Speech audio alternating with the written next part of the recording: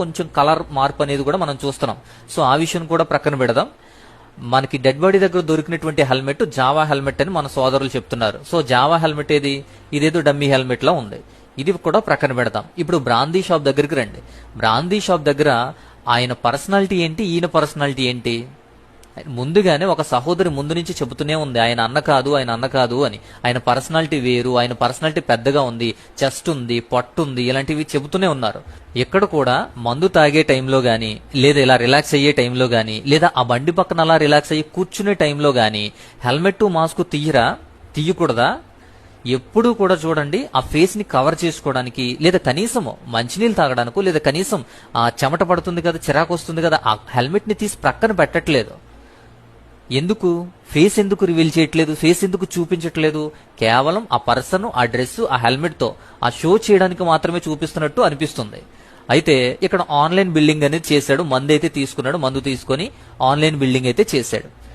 ఆ video footage, ఆ live RTV వాడు ఇస్తున్నప్పుడు కింద ఒక అతను కమెంట్ చేశాడు, ఎం తారక్ అని చెప్పి ఒక అతను కమెంట్ చేశాడు, ఇక్కడ ఈ వైన్ షాప్ అనేది మాదే, అసలు ప్రవీణ్ అనే ఆ వ్యక్తి అక్కడికి రాలేదు, మా దగ్గర రియల్ సీసీ ఫుటేజ్ ఉంది, అది రేపు తొందరలో నేను బయట పెడతానని చెప్తున్నాడు.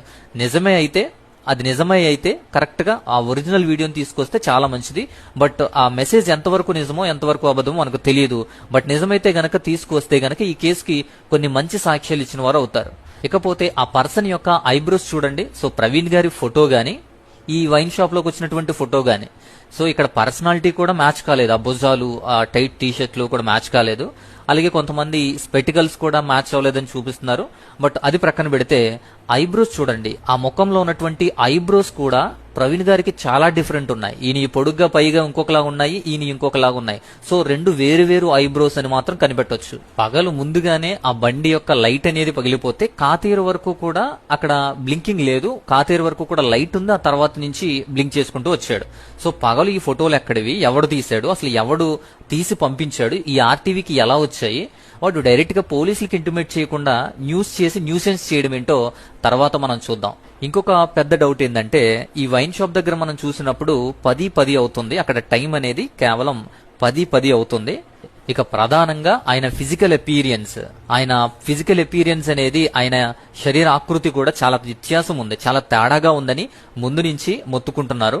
అయితే పొట్టుపాడు ప్లాజా దగ్గర మాత్రం పర్సన్ మారిపోయారు, షేప్ మారిపోయింది. సో ఈ సీసీటీవీ ఫుటేజ్ ప్రకారం కూడా ప్రవీణ్ గారు ఆ టయానికి డ్రైవింగ్ లో ఉన్నారని అర్థం. సో నల్లజర్ల మీదుగా ఆయన ప్రయాణంలో ఉన్నారని అర్థమవుతుంది.